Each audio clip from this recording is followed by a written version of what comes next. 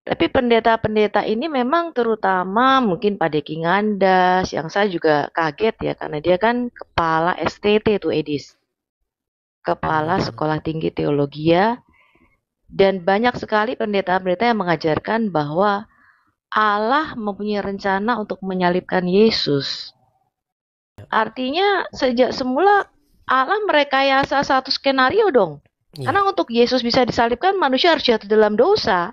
Dan untuk manusia jatuh dalam dosa harus ada iblis yang menyesatkan. Kalau Bapa di surga sendiri yang merencanakan penyaliban, bukan begitu, Bapa di surga mengizinkan penyaliban itu terjadi. Justru kalau dengan Bapa di surga menetapkan sejak kekal Yesus disalibkan, artinya memang iblis itu harusnya berjasa. Karena iblis melakukan kehendak Bapa untuk menyalibkan Yesus. Iya, makanya jadinya iblis jadi karyawannya Bapa di surga. Mereka ulangi kembali apa yang dikemukakan oleh Edis, bahwa kalau memang benar Allah yang merencanakan penyaliban Yesus dan kematian Yesus melalui penyaliban adalah rencana Bapa, maka Pak Deki belum menjawab keberatannya.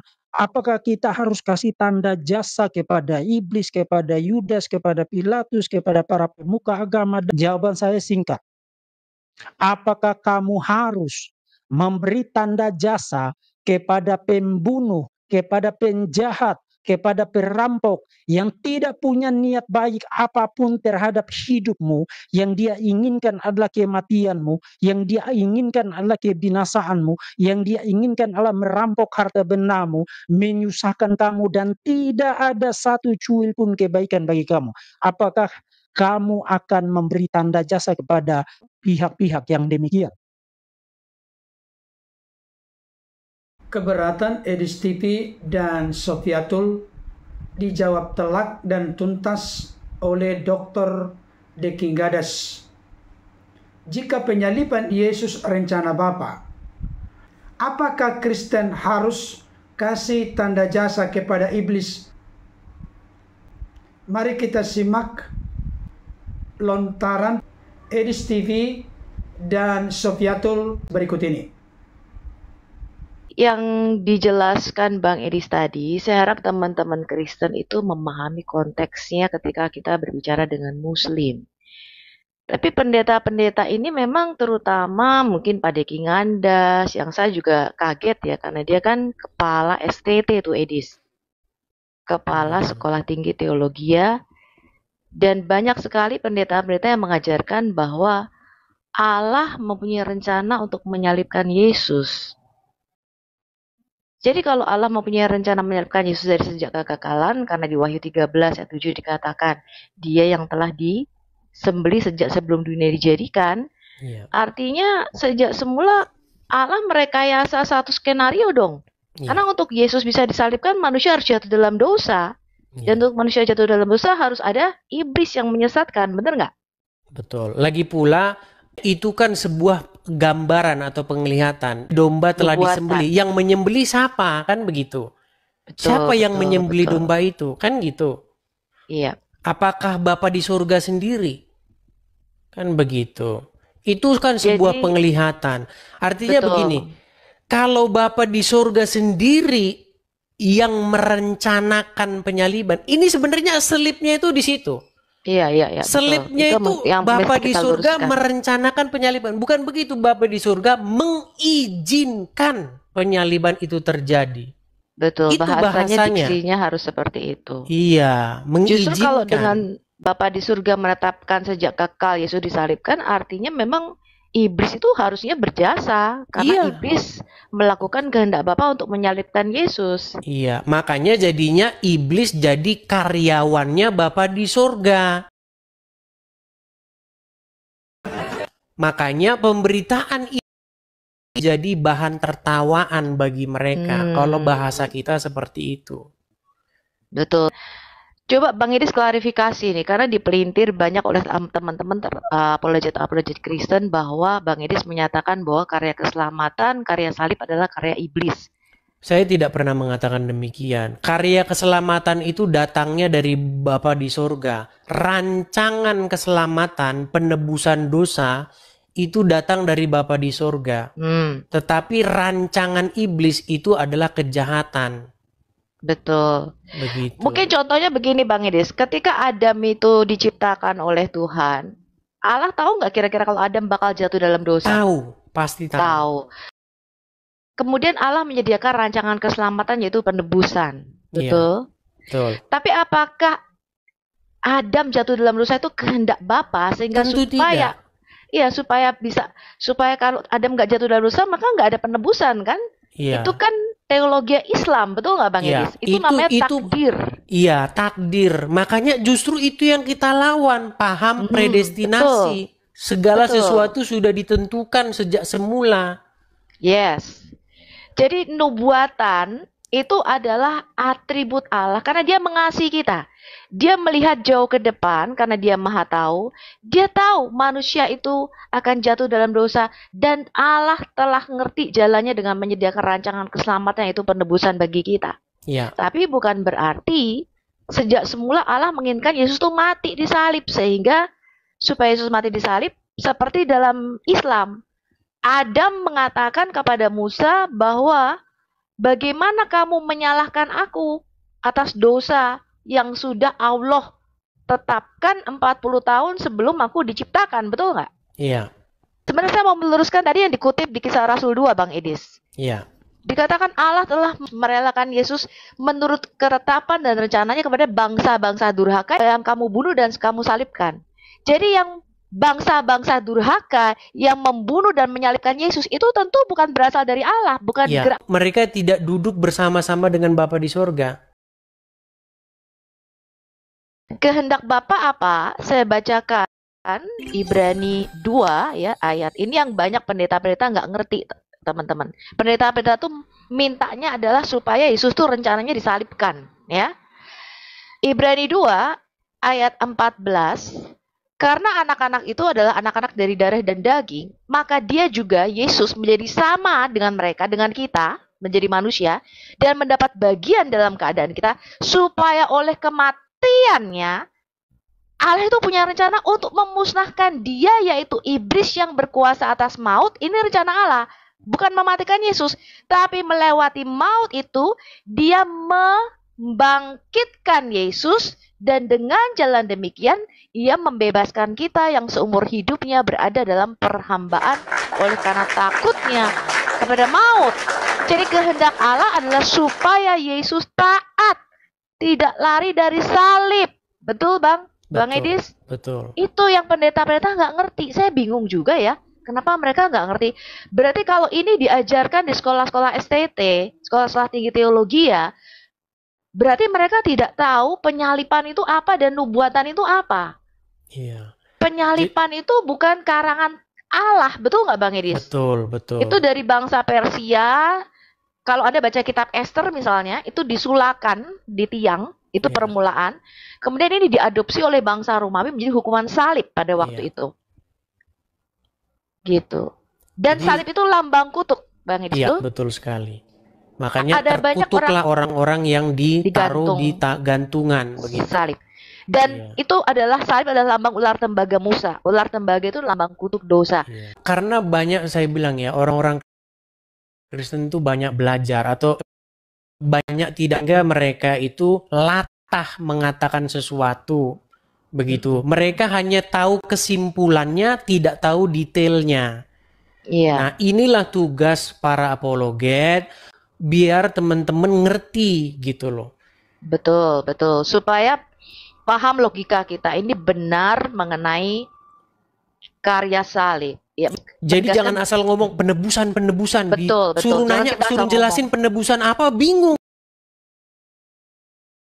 Imam-imam ketika dia mendamaikan, mempersembahkan korban pendamaian, dia bawa lembu, dia bawa domba, kambing, domba, darahnya betul. Domba itu, dan itu berulang-ulang terus. Itulah kata dalam Ibrani, pasal yang ke-10 kalau nggak salah itu ya. 9. Kalau imam-imam datang mereka mempersembahkan darah itu, tapi darahnya betul. Hewan, itu sebenarnya bukan itu sesungguhnya maknanya, gitu loh. Itu adalah sebuah gambaran, gitu loh. Nah, yang benar adalah Kita harus mempersembahkan hidup kita dalam ketaatan. Sebagaimana Tuhan Yesus pun demikian. Bahwa dia datang bukan membawa darah domba. Dia datang bukan membawa darah sapi. Dia datang bawa darahnya sendiri. Sebagai persembahan yang harum, disitulah dia mengadakan pendamaian. Nah, kita sebagai orang Kristen, kita ikuti itu, taat kita kepada Tuhan kita Yesus. Kita juga harus hidup seperti sama seperti Tuhan Yesus dan taat kepada Bapa. Kita jangan lari dari salib. Cuman salib kita bukan kayu balok lagi. Salib kita adalah beban sakit nggak sembuh-sembuh. Itu salib kita sekarang. Sanggup gak kita pikul salib kita itu sampai kita meneteskan darah yang terakhir? Supaya itu menjadi korban yang harum dan berkenan kepada Bapa di surga. Itu loh, Kristen itu kayak begitu. Makanya di Kitab Wahyu dikatakan, jikalau kamu setia sampai akhir, melewati penderitaan di bumi ini. Yesus mengatakan, pikul kuk yang aku pasang. Jadi kita harus memikul salib sama seperti Tuhan Yesus telah mengalami penderitaan dan pencobaan yang sama dengan kita, supaya kita melalui kemenangannya. Nah, apakah beban bangkrut, usaha bangkrut dan lain itu sengaja itu Bapak yang bikin? Bukan.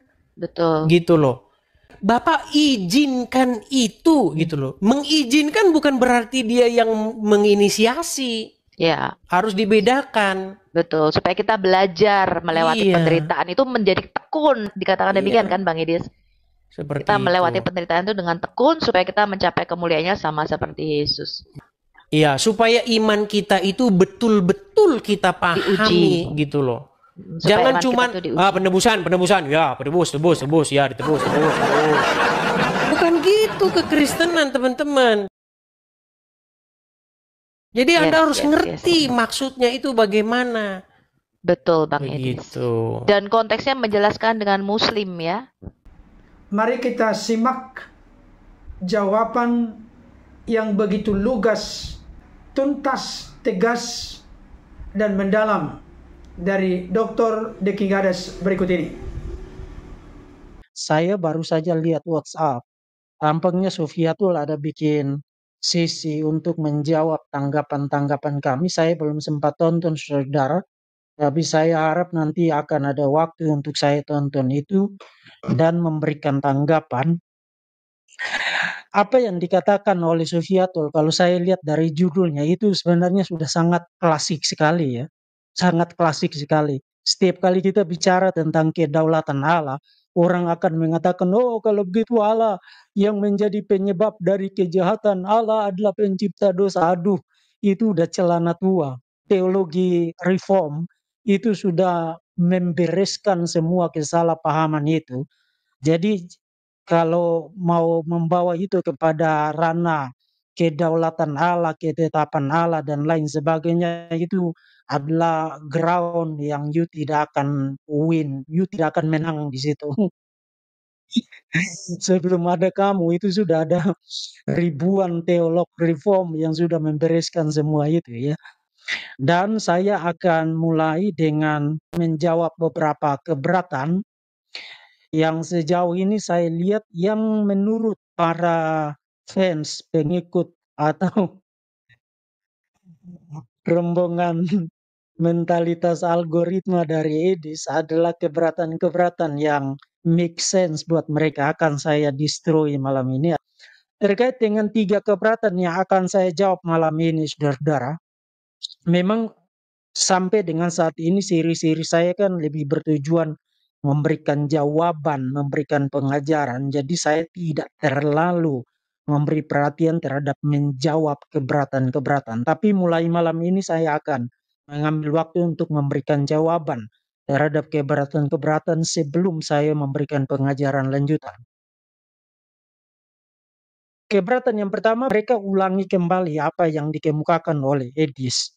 Bahwa kalau memang benar Allah yang merencanakan penyaliban Yesus dan kematian Yesus melalui penyaliban adalah rencana Bapa, maka Pak Deki belum menjawab keberatannya. Apakah kita harus kasih tanda jasa kepada iblis, kepada Yudas, kepada Pilatus, kepada para pemuka agama dan lain sebagainya?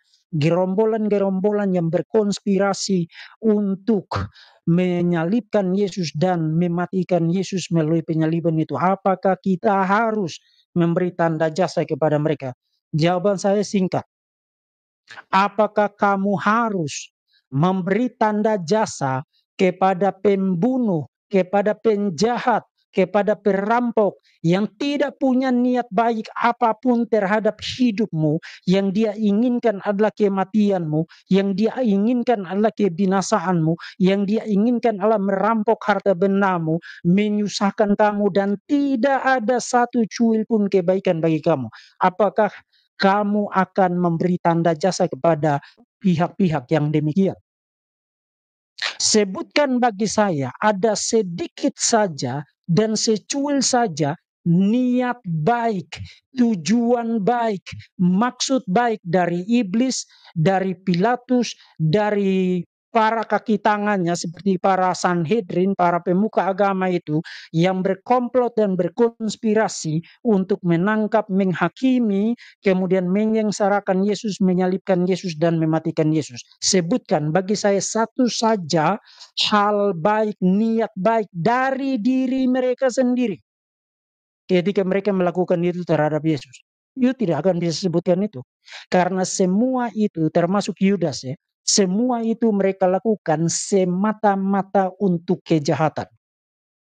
Jadi kalau itu untuk kejahatan semata-mata, tidak ada maksud baik, tidak ada niat baik, tidak ada tujuan baik, tidak ada apapun yang baik daripada apa yang mereka rencanakan dan yang mereka lakukan itu, maka apa alasan moralnya? Apa moral ground?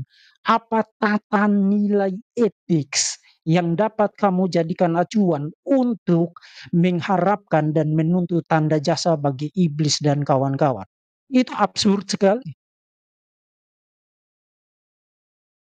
Makanya saya katakan di beberapa seri yang pertama saya bilang, kamu jawab aja bahwa yang merencanakan itu adalah Allah. Yes, karena itu ajaran Alkitab. Kamu tidak bisa melepaskan diri, kamu tidak boleh merevisi itu, dan itu sudah dibuktikan ya. Soal nanti dia bilang, oke, mari kita memberikan tanda jasa, kan kita bisa jawab itu. Kita bisa jawab itu, dan jawabannya gampang sekali. Yuk jawab aja begitu. Sebutkan apa niat baik, apa tujuan baik, apa maksud baik, apa kebaikan. Sebutkan apa kebaikan daripada iblis.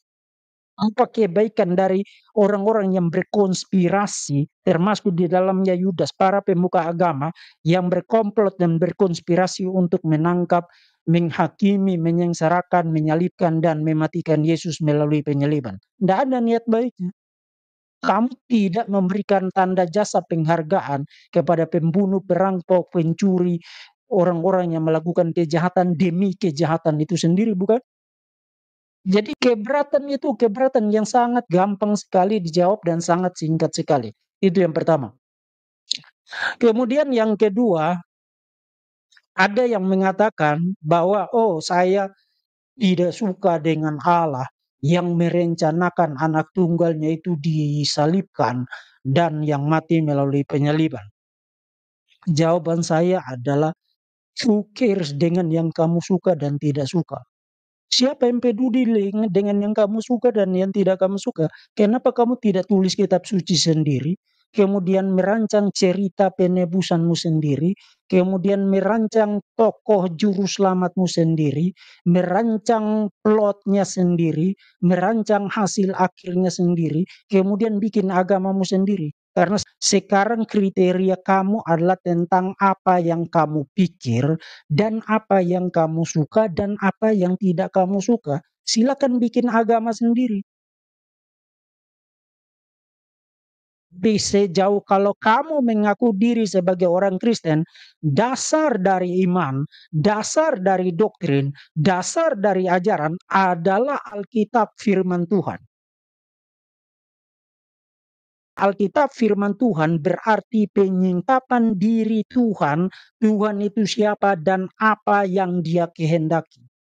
Dan sejauh yang kita buktikan bertubi-tubi di channel ini, hari ini sudah 4 seri, itu membuktikan bahwa apa yang dialami oleh Kristus, kematiannya melalui penyaliban, itu adalah penggenapan dari rencana kekal Allah untuk keselamatan.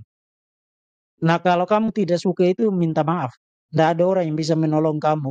Dan kamu itu bukan siapa-siapa yang menentukan ajaran mana yang kamu terima dan tidak terima berdasarkan kamu suka dan tidak suka. Minta maaf ya. Kemudian, yang ketiga, ini cepat-cepat saja. Oh, kalau Allah merencanakan, Allah sudah tahu, Allah merencanakan bahwa anaknya akan mati melalui penyaliban, dan itu sangat hina sekali, sangat menderita sekali, sangat kejam sekali. Maka itu berarti Allah itu bengis, Allah itu kejam, Allah itu jahat. Bahkan kalau mengutip literatur-literatur dari orang-orang para ateis, para filsuf ateis, mereka menyebut doktrin itu sebagai divine child abuse, pelecehan ilahi terhadap anak. Nah, saudara, itu keberatan yang gampang sekali dijawab. Kita bisa jawab itu dengan 3 proposisi teologis. Pertama, penebusan itu bersifat trinitarian.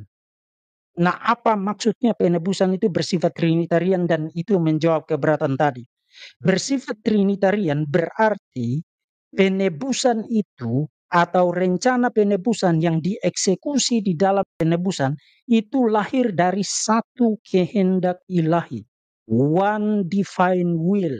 Ingat doktrin divine simplicity, kesederhanaan Allah dalam kaitan dengan the Trinity, itu adalah meskipun Allah itu berkeberadaan dalam 3 pribadi yang berbeda, Bapa, Putra, dan Roh Kudus, tapi mereka berbagian memiliki kehendak yang satu dan sama. Dengan kata lain, kalau ketetapan itu adalah ketetapan Bapa, maka ketetapan itu juga harus merupakan ketetapan dari Sang Anak dan Sang Roh Kudus.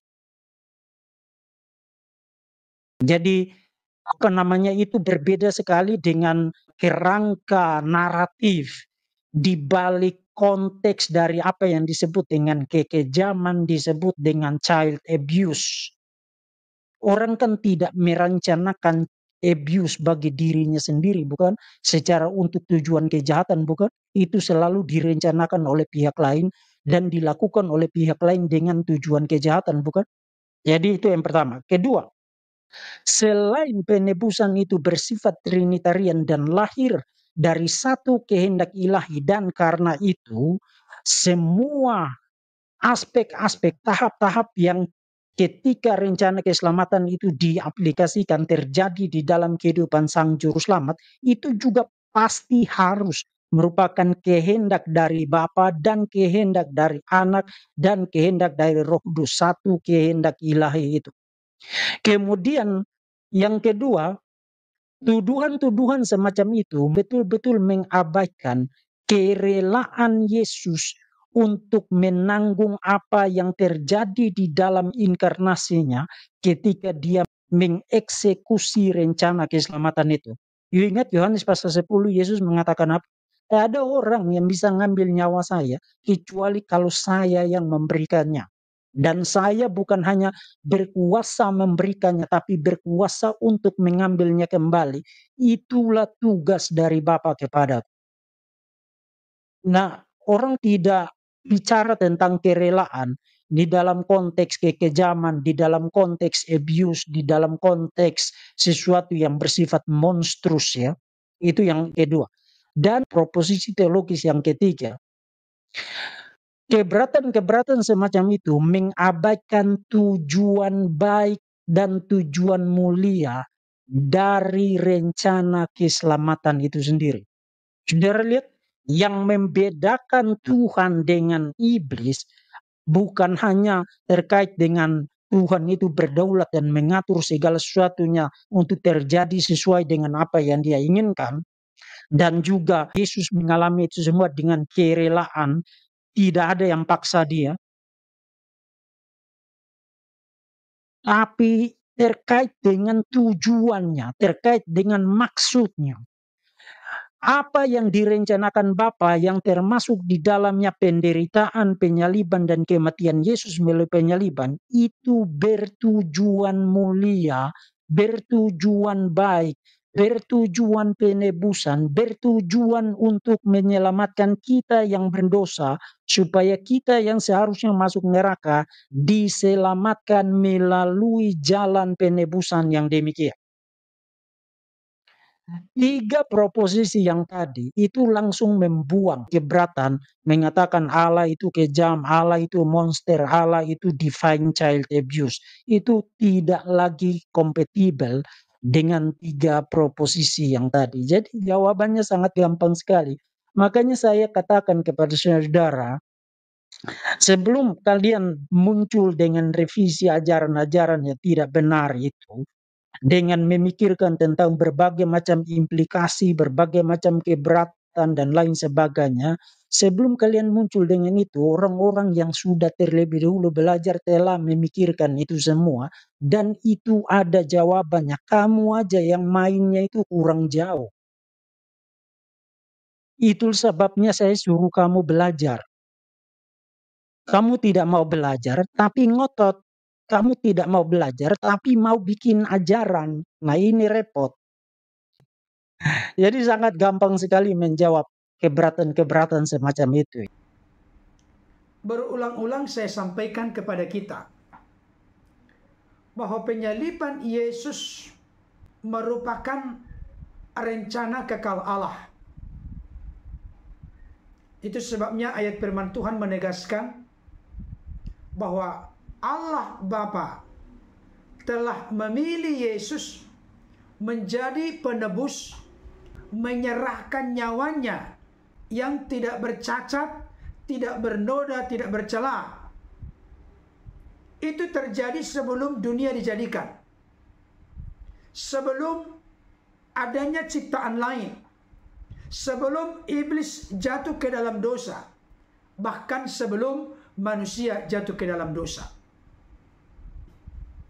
Tetapi memang tidak bisa dipungkiri, di balik dari rencana kekal Allah, iblis membangun rencana bersama dengan kroni-kroninya, seperti Yudas Iskariot, imam-imam kepala, tua-tua Yahudi, orang-orang Farisi, Herodes, Pilatus, dan lain sebagainya.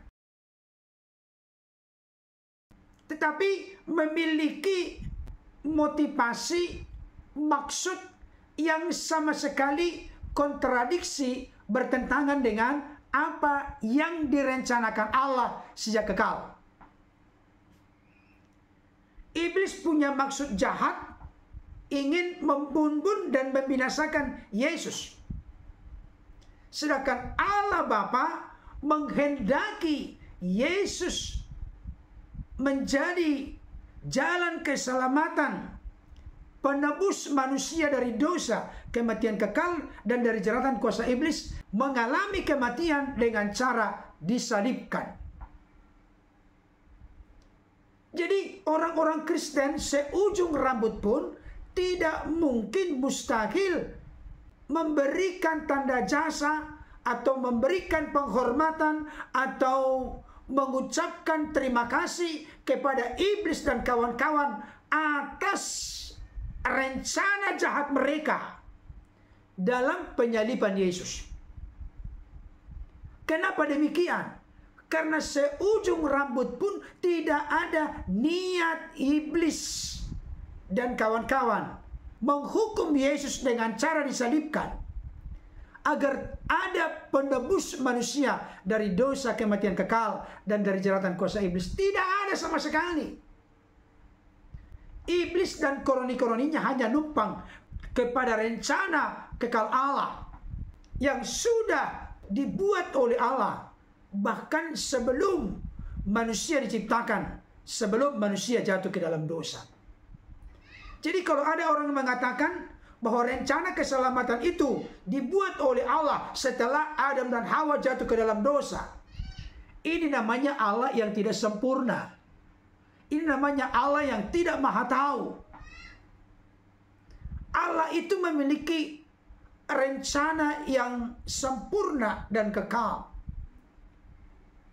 Memang sejak awal Allah telah tahu bahwa manusia itu jatuh ke dalam dosa. Tapi kenapa tetap diciptakan menurut gambar dan rupa Allah? Karena memang maksud dan tujuan Allah menciptakan manusia bukan untuk jatuh ke dalam dosa, bukan untuk mengalami kematian sebagai upah dari dosa, tapi untuk hidup kekal. Kenapa Allah tetap menciptakan manusia walaupun Allah tahu akan jatuh ke dalam dosa? Karena kemahatauannya itulah maka Allah sejak awal juga, sebelum kejatuhan manusia ke dalam dosa, telah merancangkan keselamatan melalui kematian di kayu salib. Jangan lupa, tipologi tentang korban itu sudah ada sejak Adam. Mereka berupaya untuk mengambil daun ara dan memakainya sebagai cawat. Tuhan Allah melihat hal itu tidak memadai. Maka Allah pun mengorbankan binatang dan mengenakan kulit binatang itu kepada Adam dan Hawa, sehingga tertutupi rasa malu dan ketelanjangan mereka. Masuk lagi kepada peristiwa Abraham yang hampir mempersembahkan anaknya Ishak di Bukit Moria, walaupun tidak jadi karena digantikan dengan hewan lain. Tapi itu merupakan tipologi atau gambaran akan datang korban yang sempurna. Demikian juga dengan bangsa Israel. Ada banyak korban-korban yang dikorbankan. Itu juga di dalam surat-surat Paulus dikatakan sebagai bayangan akan datangnya korban yang sempurna satu kali untuk selama-lamanya.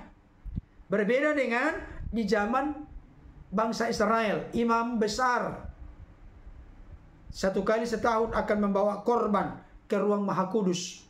Dan ada korban-korban harian. Tapi itu merupakan tipologi dan gambaran dari pengorbanan yang sempurna yang dilakukan dan dikerjakan oleh Yesus. Tapi kalau dikatakan iblis itu punya rencana, niat jahat untuk membunuh, membinasakan Yesus. Dan akhirnya dengan koroni-koroninya, baik Yudas yang akhirnya mengkhianati Yesus, kemudian berkomplot bersepakat dengan imam yang kepala tua-tua Yahudi, bagaimana Yudas mendapatkan upah 30 keping perak, setelah itu mencari kesempatan menangkap Yesus. Yudas mengkhianati Yesus dengan cara mencium Yesus. Kemudian ditangkap, setelah itu disidang, baru diputuskan dihukum dengan cara disalibkan. Tidak bisa disangkal, tidak bisa dipungkiri, mereka memiliki rancangan niat jahat. Tetapi tidak boleh kita katakan itu semata-mata rencana iblis. Dan tidak ada sama sekali rancangan Bapa terkait dengan penyaliban Yesus. Kita tidak perlu mengucapkan terima kasih. Kita tidak perlu memberikan penghormatan kepada iblis, Yudas Iskariot, imam-imam kepala, tua-tua Yahudi, orang-orang Farisi, Herodes, Pilatus, dan lain sebagainya. Tidak pernah terbersit di dalam pikiran mereka, kita serahkan Yesus, dihukum dengan cara disalibkan, supaya nanti ada juru selamat bagi manusia yang berdosa. Tidak ada. Imam-imam kepala tua-tua Yahudi menyerahkan Yesus karena iri hati, karena dengki, karena pengakuan-pengakuan Yesus yang tidak mereka setujui. Jadi tidak ada istilah bagi orang-orang Kristen memberi tanda jasa atau penghormatan kepada iblis dan kawan-kawan. Yang patut dihormati, ditinggikan, diagungkan, dimuliakan adalah Allah Tritunggal Maha Kudus, yang telah berkenan menyatakan kasih yang begitu panjang lebar, tinggi, dalam, dan luas melalui kerelaan dari Sang Firman yang telah mengenakan tubuh kemanusiaan, mati di kayu salib untuk menjadi jalan penebusan, pendamaian, dan pembenaran yang membawa keselamatan bagi kita.